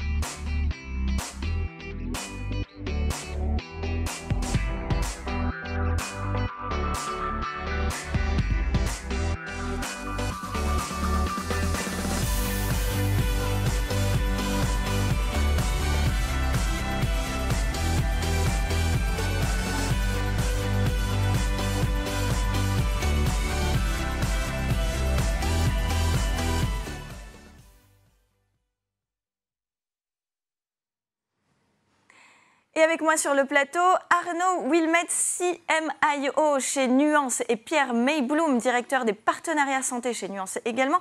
Nous allons discuter du rôle de l'intelligence artificielle conversationnelle et plus généralement du numérique dans le secteur de la santé. Bonjour messieurs. Bonjour. Merci d'être avec nous ici dans les studios à Issy-les-Moulineaux. Alors on parle de plus en plus de la transformation numérique dans le monde de la santé, de digitalisation et notamment au sein des hôpitaux. Est-ce que vous pouvez nous présenter Nuance et ce que vous faites et ce que vous proposez très concrètement? Oui, bien sûr. Alors Nuance, c'est le spécialiste de la voix en France. Nuance, c'est maintenant part de la famille Microsoft. On est le spécialiste de ce qu'on appelle l'IA conversationnelle. Alors, est-ce qu'on peut définir ce que c'est que l'IA conversationnelle? Bien sûr. Alors, l'IA conversationnelle, pour ceux qui nous écoutent, c'est en fait simuler, grâce à la voix, une interaction homme-machine ou homme-technologie aussi simple et intuitive qu'une interaction entre deux êtres humains, comme nous en ce moment. L'objectif, c'est en fait, grâce à cette interaction simple et intuitive, d'aller mettre l'utilisateur au centre de l'expérience digitale, tout en simplifiant cette expérience digitale. D'accord. Et alors, qu'est-ce que cette solution elle apporte concrètement au monde de la santé? Alors nous, pour les médecins, clairement, l'intelligence artificielle conversationnelle, il y a mot conversationnel. Donc c'est vraiment remettre la conversation au centre de la pratique médicale. En pratique, moi quand je suis en consultation, jusqu'à maintenant, il y avait toujours un bureau avec un écran, il fallait toujours noter des informations dans le dossier patient. Oui. On fait disparaître toute cette technologie-là qui part dans le cloud et le système va écouter la conversation, bien évidemment, avec l'accord du patient et va retranscrire en temps réel le médecin, le patient. Incroyable. Et à la fin de la consultation, je n'ai même plus besoin de documenter, ça va automatiser le compte-rendu. Et parallèlement, ça peut aussi m'aider dans l'aide à la décision clinique, c'est-à-dire que ça va me proposer des diagnostics en fonction de l'échange que j'ai eu avec le patient. Ça fait énormément de choses, dites-moi. Ça fait énormément de choses. C'est fascinant. Mais alors oui, je vous laisse terminer parce que j'imagine qu'il y a encore d'autres choses. Et l'autre chose, c'est aussi de pouvoir... alors aujourd'hui, vous êtes habitué à demander quel temps va-t-il faire à Paris aujourd'hui à votre téléphone portable. On peut faire exactement la même chose dans le monde de la santé avec notre technologie. C'est je vais pouvoir interagir avec le dossier du patient. Et par exemple, je suis chirurgien, je suis au bloc opératoire, j'ai besoin de voir un ancien scanner rapidement en urgence, je vais pouvoir demander est-ce que tu peux m'ouvrir l'ancien scanner de Madame X pour pouvoir voir son image, ou alors je vais pouvoir faire une prescription à l'oral. Clairement, c'est tout est à disposition, plus d'un clic, mais de la voix. Waouh. Alors ça veut dire que d'une part, le docteur ne va manquer aucune information, donc il a plus ce temps aussi qui était un temps en moins qu'il avait avec le patient, un temps en moins de connexion, de pouvoir mieux diagnostiquer. Le patient aussi, ça le sécurise quelque part puisqu'il sait que l'intelligence artificielle va tout retenir. Ouais, et il y a effectivement, on va dire, deux intelligences, celle du médecin et celle de l'IA, pour imaginer le meilleur traitement, c'est ça, pour le patient. Ça révolutionne complètement l'industrie de la santé. Combien de médecins aujourd'hui Aujourd'hui, dans le monde, c'est plus d'1 demi-million de médecins qui utilisent quotidiennement nos solutions. Et c'est exactement ce que vous dites, c'est ne pas perturber la relation médecin-patient. Enfin, tout l'intérêt de vous, moi, quand on discute avec notre médecin, c'est de pouvoir avoir un maximum en face de nous de temps médecin. C'est ça, parce que en fait, donc la conversation au cœur donc de votre business model finalement, au cœur, mais avec de l'intelligence artificielle qui s'occupe finalement de tout ce qui est, on va dire, le moins interactif au final. Exactement, toutes les tâches administratives, elles sont prises en charge par l'intelligence artificielle conversationnelle. Et clairement, moi, je peux vraiment avoir une relation, une discussion avec mon patient et pouvoir faciliter le diagnostic. Est-ce qu'en France, les médecins sont prêts à avoir ce type de technologie? Tout à fait. Oui. Tout à fait. Aujourd'hui, ils sont en attente. D'accord. Et donc, ça concerne tous les corps de métiers médicaux, enfin, dans le sens, ça peut être utilisé en cabinet comme en hôpital. Tout à fait. Aujourd'hui, la solution, elle existe aux États-Unis, pas encore en France, mais il y a des cabinets de médecine générale, des orthopédistes, enfin bon, tous les corps différents de la santé qui l'utilisent. Est-ce que, selon vous, l'intelligence artificielle, enfin, en tout cas la reconnaissance vocale, cette technologie autour de la discussion, c'est l'avenir pour vous? Ah oui, c'est clairement l'avenir. C'est vraiment la voix est vraiment la porte d'entrée au numérique en santé. Alors, clairement. Je suis obligée de vous poser cette question. Est-ce que selon vous, je ne sais pas si... la question. Est-ce que selon vous, l'intelligence artificielle peut avoir une conscience? Est-ce que l'intelligence artificielle peut avoir une conscience? Bonne question. Oui. J'ai pas particulièrement la réponse, mais c'est vraiment une aide au quotidien pour les médecins. On restera toujours médecin quoi qu'il arrive. C'est nous qui prendrons la décision. C'est comme un assistant. Donc conscience aujourd'hui, je ne pense pas. On n'ira pas jusque-là pour vous? Peut-être dans un siècle, on ne sait pas. D'accord. Alors l'aide à la décision pour les médecins, est-ce qu'on peut imaginer peut-être aussi côté patient avoir cette aide quotidiennement à la maison s'ils se posent beaucoup de questions? Parce qu'on le sait, la plupart des patients font beaucoup d'autodiagnostic pratiques vont chercher des informations sur Internet et parfois ce n'est pas du tout en adéquation avec leur propre cas de figure. Est-ce qu'on peut imaginer aussi une assistance auprès des... justement des patients. Le but, je pense que, enfin, on parle beaucoup que la côté médecin, mais comme on parle d'IA conversationnelle, on est sur l'ensemble du spectre d'usagers, médecins et patients. Oui. Et c'est vrai qu'aujourd'hui, quand on pense, nous, IA conversationnelle, quand on pense futur de la santé, on pense futur de la santé, côté expérience patient, côté expérience médecin, et sur l'ensemble des acteurs, finalement, sur l'ensemble des acteurs et de la chaîne de santé, que ce soit à l'hôpital, à la médecine de ville, le patient chez soi, ou aussi l'industrie biomédicale. Donc c'est vraiment l'ensemble des acteurs de santé et de la chaîne de santé, incluant le patient. Alors, on parle beaucoup de RGPD ici en France. Il n'y aura pas ce frein pour vous dans ce développement en France? Est-ce que ça ne sera pas... Le RGPD est un paramètre à prendre en compte. Donc, tout ce qu'on fait est compliant avec le RGPD. D'accord. C'est toujours le stress un petit peu au niveau des sociétés, voire aussi parfois de certains médecins et de certains patients, puisque c'est quand même des sujets très sensibles. Écoutez, j'ai envie de vous souhaiter un très rapide développement en France. Merci. Je pense qu'on a tous très envie de voir cette technologie arriver dans le cabinet de nos médecins. Merci infiniment. Peut-être pour le mot de la fin, qu'est-ce que vous souhaitez, qu'est-ce que vous allez développer très rapidement dans les prochains mois? Alors, ce qui est intéressant, parce que là on est sur Vivatech et qu'on parle du futur, Nuance est maintenant part de Microsoft. Ce qui est incroyable, c'est la combinaison aujourd'hui de l'IA conversationnelle Nuance et de tout ce que proposait Microsoft en termes de services Azure, en termes de produits avec HoloLens. Donc, ce qui est peut-être intéressant à retenir pour les gens qui nous écoutent, c'est qu'aujourd'hui, le futur, il est à portée de main. On peut dès maintenant construire, chaque organisation peut dès maintenant, avec nous, commencer à construire le futur de l'expérience patient, de l'expérience médecin et de l'ensemble de la chaîne de santé. Donc, c'est peut-être le mot de la fin. D'accord. Je dirais même à portée de voix. Apporter de la voix. De la voix. C'est magnifique. Merci. Ne venez pas trop sur le milieu du journalisme. On a encore besoin de journalistes qui posent des questions. Merci. Merci infiniment, messieurs. C'est passionnant. Je vous propose de regarder un instant l'agenda de la journée en attendant nos prochains invités pour parler de la pratique de l'IA responsable.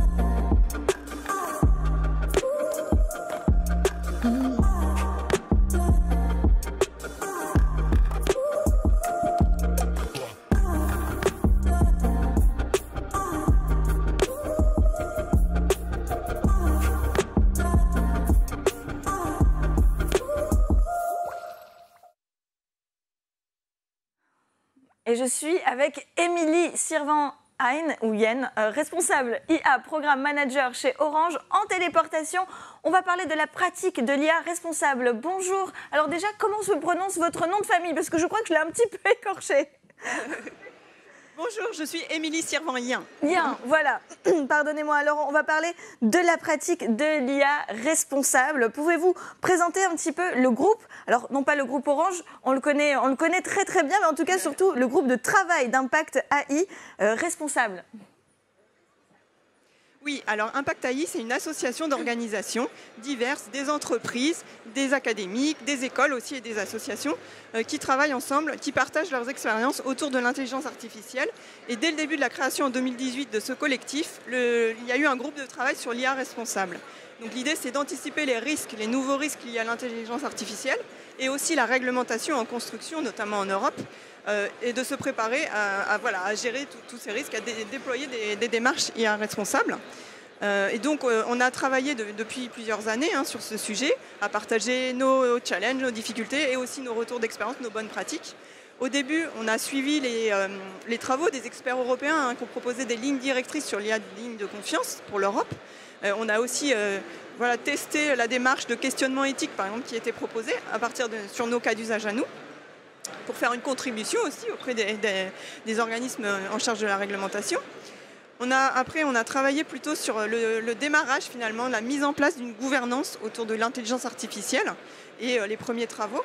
Ça nous a donné lieu à la publication de notre guide IA digne de confiance, avec par exemple différents niveaux de maturité, seuil de maturité à franchir pour une entreprise lorsqu'elle veut se lancer sur le sujet. Donc par exemple, nous, chez Orange, on a partagé nos travaux sur la démarche autour de l'IA inclusive, avec une première charte et un label qu'on avait obtenu. Et cette année, on a travaillé sur justement la pratique opérationnelle, à décliner finalement ce travail en fonction des étapes de cycle de conception d'un système d'intelligence artificielle. Eh bien, merci pour toutes ces informations. Alors, quand on parle d'IA responsable, on comprend que c'est de la partie éthique inclusive. Vous avez parlé inclusive. Est-ce que ça correspond, par exemple, au recrutement pour le DRH? De quoi vous parlez concrètement? Alors, l'IA inclusive, ça inclut plusieurs sujets. Ça inclut la diversité des équipes, la gestion des biais, essayer de prendre en compte, par exemple, éventuellement les problèmes déjà présents dans la société, les discriminations existantes. On va les retrouver dans les données qui vont nourrir l'intelligence artificielle. Et donc, l'idée, c'est d'en prendre conscience même avant de commencer, et de les corriger au plus tôt et de les surveiller même après le déploiement du système, parce qu'il peut toujours y avoir des nouveaux biais qui apparaissent, par exemple. Et donc effectivement, ça peut concerner différents types de traitements d'IA, comme par exemple avec notamment des traitements plus sensibles. La réglementation prévoit des systèmes à haut risque qui seraient réglementés plus particulièrement. On va retrouver tout ce qui est système pour le recrutement, le tri des CV par exemple, le scoring bancaire, les systèmes pour la santé, pour la mobilité connectée et plein d'autres. D'accord. Alors est-ce que toutes les entreprises sont prêtes à accueillir cette intelligence artificielle beaucoup plus responsable? Est-ce qu'il n'y a pas aussi un changement à effectuer déjà au niveau, je ne sais pas, peut-être de la culture de l'entreprise? Est-ce que vraiment tout le monde est prêt pour ça?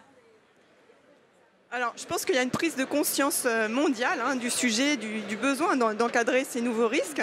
Après, effectivement, ça demande du changement de culture, du questionnement éthique à démarrer dès le début de la sélection des cas d'usage IA dans l'entreprise et puis tout au long du développement. Après, donc voilà, il y a des seuils de maturité, il y a de la formation à déployer dans les entités, des actions concrètes à lancer. Et ça, chaque entreprise, en fait, l'adapte aussi par rapport à son cœur de métier, son contexte. Et il y a différents seuils de maturité. Exact. Mais l'idée du collectif, justement, Impact IA, c'est vraiment de partager sur les bonnes pratiques pour ensemble progresser. Oui, voilà, donc le programme que vous proposez, c'est une réflexion aussi commune, j'imagine, avec toutes les autres entreprises pour changer la façon d'aborder certaines thématiques.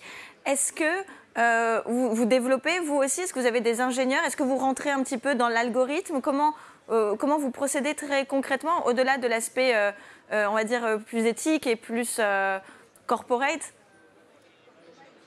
Oui, bien sûr. On développe des systèmes d'intelligence artificielle. Chaque entreprise est en train de mûrir sa stratégie autour de l'intelligence artificielle. Par exemple, nous, chez Orange, on la place vraiment au cœur de notre innovation. On a développé des grands axes autour des réseaux, de l'expérience client et de l'efficacité opérationnelle. Donc, chaque entreprise définit sa stratégie et après, justement, inclut le sujet IA responsable au cœur de sa stratégie. Alors, vous parliez justement... Oui, le développement des usages. D'accord.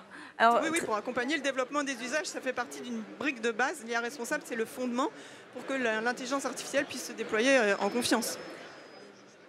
Oui, voilà, effectivement. Donc, à la fois, vous créez de l'intelligence artificielle et puis vous accompagnez les entreprises au déploiement et à changer aussi j'imagine, l'ancien monde qu'elles avaient avant d'avoir cette intelligence artificielle. Quelles sont les prochaines étapes pour le programme ? Alors donc, comme je disais, on a progressé. On a commencé par le démarrage de la gouvernance sur l'IA, après sur l'opérationnalisation. Cette année, on va plutôt travailler sur les preuves de confiance. En fait, une fois qu'on a mis en place la démarche IA responsable, on a aussi besoin de le prouver pour nos clients, nos partenaires. Et du coup, en fait, on partage les bonnes pratiques autour, par exemple, de la certification, labellisation. Il y a aussi l'émergence des labels sur l'IA responsable en ce moment. Et il y a des futurs standards aussi qui vont arriver. Il y a aussi toute la démarche de mise en open source des systèmes ou des outils pour gérer l'IA responsable. Donc c'est tous ces sujets qu'on partage en ce moment et qu'on va peut-être restituer dans un futur livrable à la fin de l'année. Alors aujourd'hui, j'imagine que le but étant de grandir votre réseau, comment vous pouvez donner envie à toutes ces entreprises de venir rejoindre aussi ce programme ? Donc voilà, l'idée c'est vraiment une association très variée avec des entreprises de toute taille et il y a vraiment un esprit de collaboration, d'échange. C'est un cercle de confiance où on peut partager aussi nos difficultés parce que c'est pas toujours simple, l'IA responsable. Et donc vraiment on accueille tout type d'entreprise et on est là pour les aider à progresser ensemble. Donc moi j'ai envie de dire, si vous êtes en train de commencer sur l'IA, c'est le bon moment aussi pour vous poser la question de l'IA responsable et n'hésitez pas à nous contacter et nous rejoindre. Très bien, donc vous êtes actuellement sur le stand de Microsoft au salon à Vivatech. On est en train de partager une très belle expérience de téléportation. Est-ce que peut-être l'intelligence artificielle viendra aussi alimenter ce type d'interaction? On parlait tout à l'heure du recrutement, des biais cognitifs aussi qu'on peut y avoir sur le traitement des données, des CV. Est-ce que demain, on peut imaginer, par exemple, les DRH faire un petit peu ce qu'on est en train de faire aujourd'hui, c'est-à-dire parler à distance avec une intelligence artificielle qui viendra peut-être remonter quelques CV anonymes pour justement avoir plus d'inclusion dans les entreprises? C'est quelque chose qui pourrait s'imaginer ? Oui, il y a sans arrêt de nouveaux usages qui se développent pour simplifier par exemple le parcours du candidat, trouver les meilleures ressources pour nos besoins. Donc effectivement, il y aura sans doute encore plein d'innovations. Le métaverse se développe aussi. Il y a aussi pas mal de nouvelles problématiques éthiques avec le métaverse à regarder dans le futur. Donc oui, encore pas mal de travaux pour le groupe de travail IA responsable. Je suis très contente que vous parliez justement du métavers parce que c'est, je pense, le sujet le plus... le plus controversé au niveau de l'éthique, donc vous travaillez aussi sur ces sujets du métavers. On commence à voir les premières problématiques, les premiers besoins de réglementation aussi, de régulation, d'encadrement des usages et de la manière de le faire. Donc oui, c'est aussi des pistes qu'on travaille, qu'on commence à voir émerger pour le futur. Alors est-ce que, j'imagine, vous parlez de réglementation, j'imagine qu'au-delà des ingénieurs et de ce groupe de réflexion, il y a aussi des juristes qui vous accompagnent dans ce que vous créez? Oui, ce qui est intéressant, c'est que l'IA responsable, c'est vraiment un enjeu collectif et on a vraiment besoin de compétences très diverses. On a des sociologues, des juristes, évidemment des experts techniques, aussi des designers, des concepteurs de services qui vont aussi travailler par exemple sur l'interaction homme-IA. Donc effectivement, on a besoin de toutes ces compétences, de les rassembler et d'échanger ensemble pour concevoir des systèmes globalement éthiques et responsables. Alors, est-ce que je peux vous poser quand même, Émilie, une petite question? Quels sont les sujets qui sont le plus évoqués? Parce que là, c'est intéressant, justement, vous avez plusieurs entreprises qui travaillent avec vous, donc on peut imaginer avoir un panel de sujets. Quels sont les sujets les plus émergents? Dans l'usage de l'IA, je veux parler. Après, chaque entreprise a ses usages, donc ça c'est assez varié. Après, ce qu'on partage, c'est tout ce qui est autour de la gouvernance, des outils pratiques à mettre en place qui, là, peuvent être tout à fait communs aux entreprises, toutes les méthodes et tout ce qui est supervision aussi des systèmes d'IA une fois qu'ils sont déployés. Tout ça, il y a aussi plein de nouveaux outils qui émergent et c'est aussi ce genre de choses qu'on partage. D'accord. Est-ce qu'on peut imaginer davantage plus de DRH et des équipes des ressources humaines venir s'intégrer avec vos équipes? Oui, effectivement, je ne l'ai pas dit dans les personnes, mais il y a besoin en fait de former à la limite toute l'entreprise et les salariés. Il y a à la fois les DRH et aussi les futurs recrutés ou les salariés qui doivent comprendre, qui peuvent d'ailleurs des fois avoir peur aussi des systèmes d'IA qui arrivent dans l'entreprise. Et du coup, il faut expliquer, il faut être très transparent sur les finalités des systèmes, comment ça fonctionne, leurs limites aussi, et prévoir des canaux de signalement, d'échanges pour rassurer tout le monde en fait, aider tout le monde à progresser sur l'utilisation de ces systèmes en bonne intelligence en fait. Exactement. C'est vraiment oui, vous parlez vous parlez de formation. Je pense que c'est effectivement très intéressant et important, je dirais presque primordial, de pouvoir former, en tout cas rassurer la plupart des collaborateurs à l'intelligence artificielle, parce que pas tout le monde est encore très enthousiaste à l'idée d'avoir une intelligence artificielle dans notre quotidien. Il y a beaucoup de peur. Beaucoup. Et alors pour ceux qui nous écoutent et qui ont un peu peur, qu'est-ce que vous pouvez leur dire pour les rassurer? Déjà, il y a beaucoup de fantasmes. Il ne faut pas croire tout ce qu'il y a dans les médias, tous les scandales. Enfin, voilà, c'est quand même des cas un peu extrêmes. En entreprise, c'est beaucoup plus pragmatique. Hein. On ne va pas s'amuser à faire de l'IA malveillante. On a une approche beaucoup plus réaliste pour nos besoins. Donc déjà, il faut atterrir sur la réalité des choses, en fait. Et puis, il faut se former, il faut s'intéresser au sujet. Et voilà, c'est tout ce qu'on développe sur la transparence. Et donc après c'est un mouvement qu'on ne va pas forcément arrêter, hein, parce que l'intelligence artificielle c'est plein d'opportunités, c'est aussi un enjeu de compétitivité pour les entreprises. Donc on essaye tous de démarrer, de l'utiliser à bon escient. Et l'IA responsable, c'est aussi choisir les cas d'usage les plus pertinents qui auront de l'impact positif pour les gens. Donc on a aussi peut-être un droit de veto sur des cas d'usage qui seraient finalement trop extrémistes, pas adaptés. Donc voilà, c'est tout ça. Très intéressant. Autour du développement. Merci beaucoup, Émilie. Écoutez, on vous souhaite une belle croissance et bon courage, parce qu'effectivement, c'est un sujet, j'ai envie de dire, très, très important dans toutes les entreprises. Ça concerne le monde entier, tous les êtres humains. Donc, bravo et bon courage pour la suite. Merci beaucoup, Émilie. Pour ceux qui nous rejoignent maintenant, eh bien, je vous dis bienvenue sur le plateau téléporté par Microsoft pour l'événement Vivatech. Le dispositif est simple et pourtant très innovant. Je suis dans les studios de Microsoft à Issy-les-Moulineaux. Mes invités sont dans les studios de Vivatech à 3 km et pourtant vous avez l'impression que nous sommes dans la même pièce. Voilà, c'est assez magique. Tout de suite, j'accueille Xavier Perret, directeur Cloud Azure chez Microsoft. On va parler du métavers, mais des 3 métavers de Microsoft. Alors, métavers, métaverse, on ne sait pas encore comment dire, peut-être en français, en anglais. Moi, je dis métavers, pour beaucoup, c'est métaverse. Mais effectivement, on va parler des nombreux métavers. Vous savez, aujourd'hui, le métavers va concerner toutes les entreprises. Certaines en auront un seul, d'autres en auront plusieurs. Pour Microsoft, ce sera 3 grands métavers. Et puis, je vous dis à tout de suite pour tout découvrir avec une petite pause.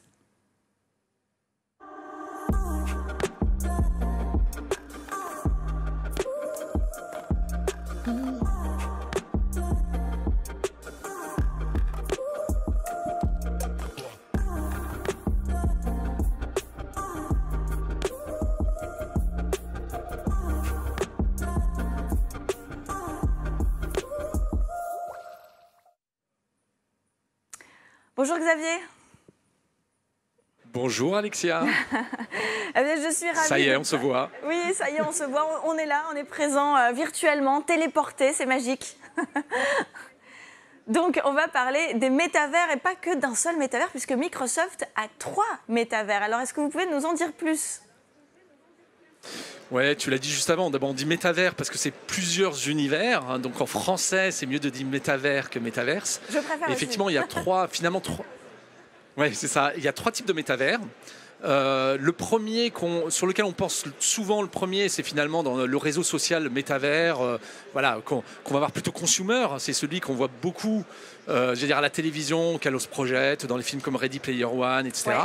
Sur lequel Microsoft a investi, est en train d'investir dans Activision et Blizzard. Donc c'est des sujets de gaming, finalement, c'est des sujets d'expériences sociales différentes. Le deuxième, qui est le métavers collaboratif en entreprise, qui est finalement notre expérience Teams, collaboratif, mais avec des avatars, avec des mondes virtuels. Ça aussi, ça commence à exister dans Teams. Et puis le troisième, qu'on appelle plutôt des métavers industriels, qui est une vraie réalité, c'est la faculté de synchroniser, de connecter des processus de l'entreprise et puis de les visualiser en mode réalité mixte. C'est un peu ce qu'on est en train de faire ensemble en ce moment, quoi. Oui, c'est assez magique et passionnant. Alors, une petite question, est-ce que l'avatar pourra se balader dans les 3 métavers ou est-ce qu'on aura un avatar différent ? Alors, c'est une bonne question. Il y a plein de sujets de standardisation, il y a plein de sujets comme ça. On peut imaginer qu'effectivement son avatar pourra non pas se balader, mais en tout cas sera le même dans les différents mondes virtuels qu'on va progresser. Les besoins ne sont pas du tout les mêmes parce que de toute façon, mon personnage dans les réseaux sociaux personnels n'est pas du tout le même que dans celui de l'entreprise, tout simplement. C'est vrai qu'on a aussi le droit de pouvoir dissocier vie perso, vie pro, c'est un très très bon point. De la même façon que, voilà, ici, on est en train de vivre une expérience à part entière. Est-ce qu'on pourra imaginer un métavers avec justement cette réalité mixte, cette téléportation? Est-ce qu'on pourra un jour un peu tout mélanger? Oui, je pense. Alors, on le voit aujourd'hui, hein, finalement, la technologie, elle existe. Quand on dit les stacks technologiques sont déjà existantes, dans l'industrie, par exemple, hein, on fait déjà des choses avec la SNCF, avec Saint-Gobain, avec Nexans, avec des partenaires d'ailleurs français, lyonnais, une belle pépite qui s'appelle Cosmotech, pour modéliser voilà, le jumeau numérique, pour modéliser un espace 3D, pour pouvoir jouer avec, voilà, pour pouvoir le tirer, pour pouvoir le montrer, pouvoir collaborer ensemble. En fait, les stacks technologiques dans le cloud, elles existent. C'est pour ça que c'est lié à Azure, c'est lié au cloud. C'est que ces capacités technologiques, qu'elles soient sur l'Internet des objets, qu'elles soient sur l'analytique ou qu'elles soient sur le rendu des casques ou de ce qu'on est en train de faire, hein, finalement, via un écran, bah, finalement, ça fonctionne déjà, hein, tout simplement. Hein. Tout à fait, tout à fait. Alors, est-ce qu'on peut imaginer, je pose la petite question RH quand même, mais est-ce qu'on peut imaginer un besoin de recrutement pour créer ces 3 métavers? J'imagine. Oui, alors ça va donner des nouveaux métiers. Alors, juste pour la petite histoire, un métavers peut être intéressant pour plein de use cases RH, hein, puisque les premiers use cases, souvent, c'est formation à distance, par exemple. Pour des ingénieurs, c'est le cas de Saint-Gobain, ça évite de déplacer un formateur, donc c'est un coût carbone en moins en plus, puis c'est moins coûteux pour former les gens. Ça peut permettre de réunir les gens dans une même salle alors qu'ils sont à travers le monde, donc ils ne se seraient jamais vus, en l'occurrence virtuellement via son espace d'avatar. Puis surtout, ça va donner des nouveaux métiers. C'est les métiers du cloud en derrière, c'est les métiers d'analytique, c'est les métiers de modélisation 3D, c'est plein de métiers nouveaux qui sont en train d'apparaître, mais qui étaient déjà existants sur l'intelligence artificielle, sur le cloud, comme je le disais derrière. Alors, on parlait juste avant de l'intelligence artificielle et on parlait aussi de la dimension éthique. Le métavers a aussi beaucoup de personnes parlent de la partie éthique du métavers. Est-ce que ce sont des sujets qui sont évoqués, qui sont étudiés au sein de Microsoft aussi sur ce côté éthique? Oui, complètement. Je pense que c'est très important. Je pense qu'on ne peut pas, comme toute apparition de nouvelles technologies ou de nouveaux mondes, on va dire, comme le web, hein, tout simplement dès aujourd'hui, comme l'intelligence artificielle, il y a des sujets d'éthique, de savoir dans quel monde virtuel on veut finalement vivre derrière. On voit déjà des cas dans les métaverses un peu consumer derrière. On va apparaître ce qui se passe dans l'intelligence artificielle. Pour la petite histoire, dans l'intelligence artificielle, on parle beaucoup des biais dans l'intelligence artificielle, on parle beaucoup de l'éthique, on parle beaucoup de s'assurer de la diversité et de représentation. Et il y a des outils technologiques qui sont apparus. Il y a une charte, par exemple, qui s'appelle Responsible AI, AI responsable, qui est apparue pour, j'allais dire, cadrer les projets d'intelligence artificielle. Et donc Microsoft est à la pointe avec un certain nombre d'associations pour pousser ça. De la même façon, le métaverse, on est extrêmement vigilant. Et ça nécessite des outils pour donner aux entreprises ou finalement à chacun d'entre nous pour, j'allais dire, manager sa vie virtuelle derrière, qu'elle soit entreprise derrière dans Teams ou qu'elle soit consumer derrière personnel. Oui, on parle aussi de droit à la déconnexion. Enfin, en tout cas, il y a tout un univers qui s'ouvre justement pour qu'à la fois il y ait plus d'éthique, mais aussi plus d'humain dans toute cette technologie. Oui. Mais Microsoft semble comprendre et aborder tous ces sujets et ces thématiques. On parle un tout petit peu de cette peur qu'on peut avoir pour ceux qui sont encore dans l'hésitation et qui se disent « Oh là là, c'est encore un monde virtuel. Déjà, on est tous sur nos réseaux sociaux, on est tous sur nos smartphones. Qu'est-ce que ce métavers ne va pas encore plus agrandir cette fracture numérique. Qu'est-ce que vous leur dites à ces gens qui ont un petit peu peur et qui nous écoutent aujourd'hui ? D'abord, on ne va pas passer notre vie, enfin c'est pas ma conviction, alors peut-être que je suis trop vieux déjà, mais qu'on ne va pas se passer 100% de notre vie comme on le voit dans Ready Player One, finalement dans le monde des métavers. Il faut le voir comme un supplément, un complément de notre vie personnelle, une augmentation finalement sur des sujets où je vais éviter, comme je le fais en Teams, je vais collaborer à distance parce qu'il y a des moments où je préfère être en remote et j'ai cette flexibilité-là, par exemple dans mon travail, de la même façon sur le métavers, des expériences enrichissantes de ce type-là, qu'elles soient personnelles ou qu'elles soient professionnelles derrière. Donc on n'est pas du tout sur un 100% univers virtuel, je pense que ce n'est pas du tout notre vision, ce n'est pas du tout la vision de Microsoft, on est plutôt justement sur cette augmentation de faire des choses différentes ou nouvelles ou complémentaires et peut-être derrière que ça coûte moins cher, que ça réduise le coût carbone, ça réduise les transports. Voilà, c'est plutôt ça qu'il faut travailler et comprendre. Et puis un sujet de formation, c'est vrai, tu l'as un peu cité Alexia, il y a un sujet de comment on rend accessible ces technologies pour ces nouveaux métiers. Voilà, on a dans le développement, dans les outils de développement, tout ce qui s'appelle low-code, no-code, comment je peux créer des applications sans écrire une seule ligne de code, comment même une intelligence artificielle peut m'aider à le faire, ce qui commence à apparaître dans les outils Microsoft. On va avoir apparaître ce genre de choses-là. L'accessibilité, c'est la clé en fait. C'est pour ça que ce n'est pas un changement drastique, ce n'est pas demain qu'on va aller tous dans le métavers. Je pense que c'est un changement long qu'on va Oui. préparer et puis on va apprendre tous ensemble. En tout cas, c'est la vision de Microsoft très itérative et pragmatique. Apprendre, progresser, évoluer, en tout cas de belles valeurs, de belles visions, tout en pensant à l'éthique. Merci infiniment, c'est fascinant. On a hâte de découvrir ces 3 métavers. Merci beaucoup. Merci également à Merci, vous. Il Alexa. est temps de parler de l'expérience immersive dans la culture. Mais avant, j'aimerais vous partager un témoignage de l'expérience de formation de Renault avec les HoloLens 2 et Microsoft Dynamics 365 Remote Assist. C'est assez fascinant. Regardez, on se retrouve très très vite. HoloLens 2 et Dynamics 365 Remote Assist ont la particularité de nous permettre d'être en lien direct avec le formateur. Cette interaction nous permet d'être formés sans avoir à sortir de l'atelier. Le formateur voit ce que voit le stagiaire, ce qui est plus compliqué en présentiel. Et donc il peut réagir très rapidement s'il y a une mauvaise manipulation. Si il y a un client qui attend une réparation, nous pouvons former sur la batterie. Ce qui nous permet de réduire les délais d'intervention et augmenter la satisfaction du client. C'est très agréable, très ergonomique, très performant. Et cela nous donne une valeur ajoutée et des validations techniques indispensables.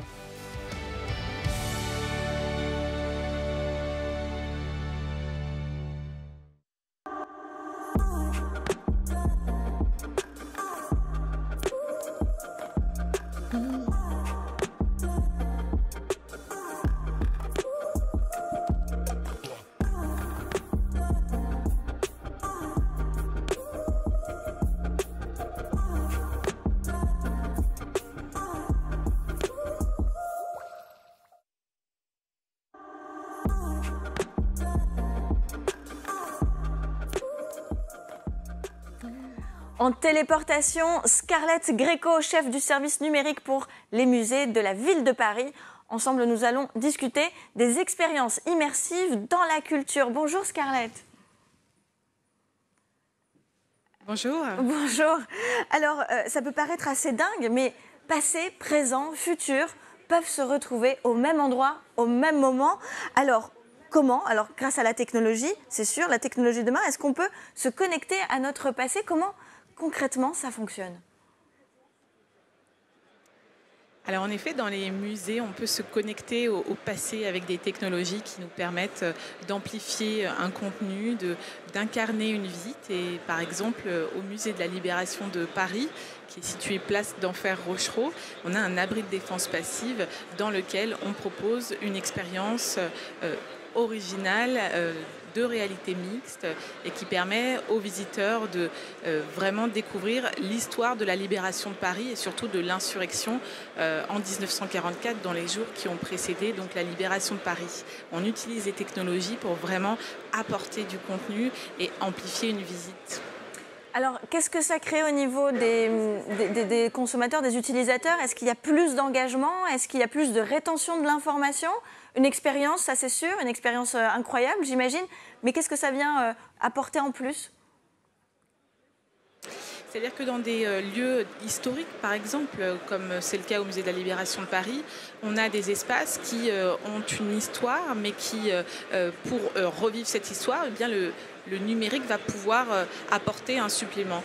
Par exemple, lorsqu'on est dans l'abri de défense passive, on a un lieu qui est assez isolé, qui est 20 mètres sous terre, avec une certaine hostilité aux connexions, c'est-à-dire qu'il n'y a pas du tout de réseau, et un environnement aussi très humide. Donc on ne peut pas présenter des collections dans ce lieu.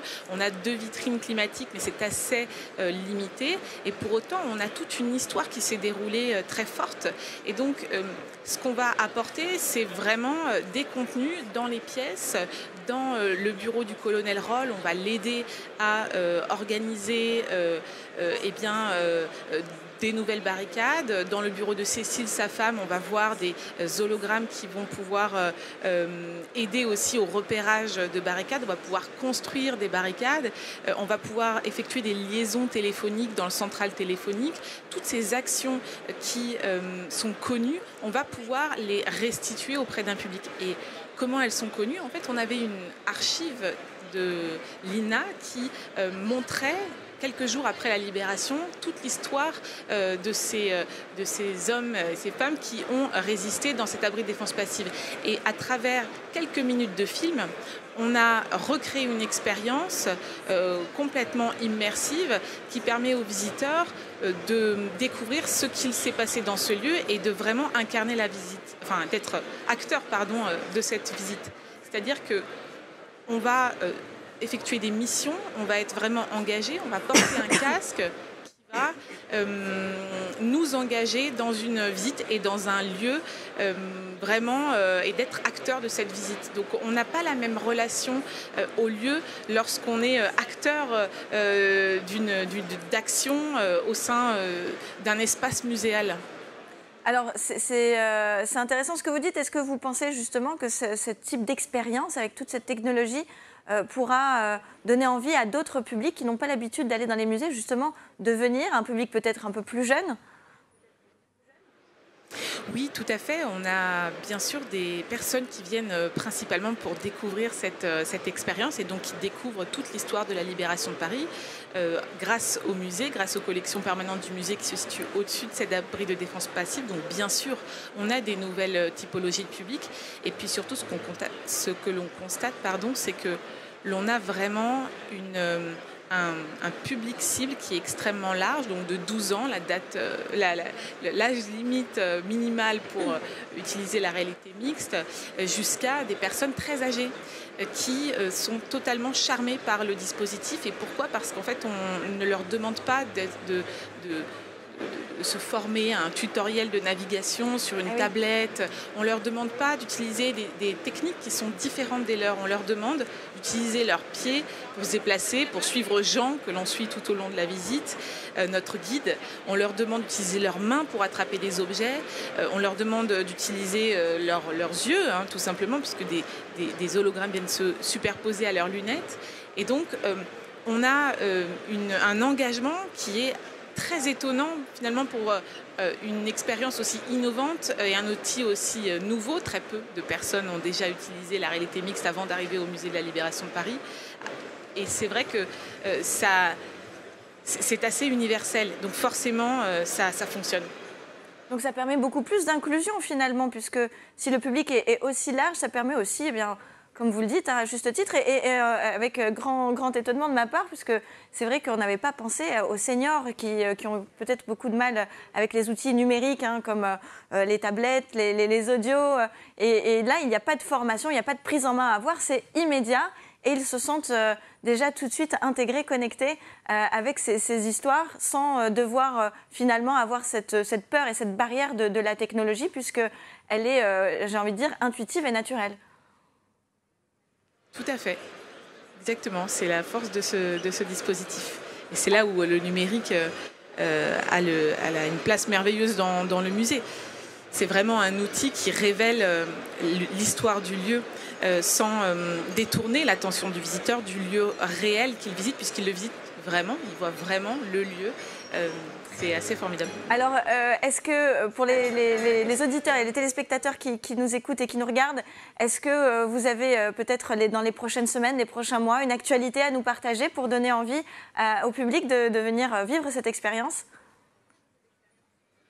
Oui, alors on va développer de nouvelles expériences pour les plus jeunes, puisque donc, le casque étant limité à 12 ans, on va faire des expériences qui touchent les plus jeunes publics, donc avec une nouvelle visite dans cet abri de défense passive à destination des jeunes publics, avec des missions sur plutôt la réalité augmentée cette fois-ci, mais pour avoir vraiment une offre de visite totalement complète du plus jeune âge au plus âgé.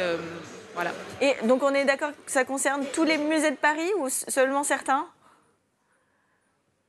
Alors dans les musées de la ville de Paris, on a différentes typologies de dispositifs. Et pour le musée de la Libération de Paris, on est sur de la réalité, mixte et bientôt augmentée. Mais par exemple sur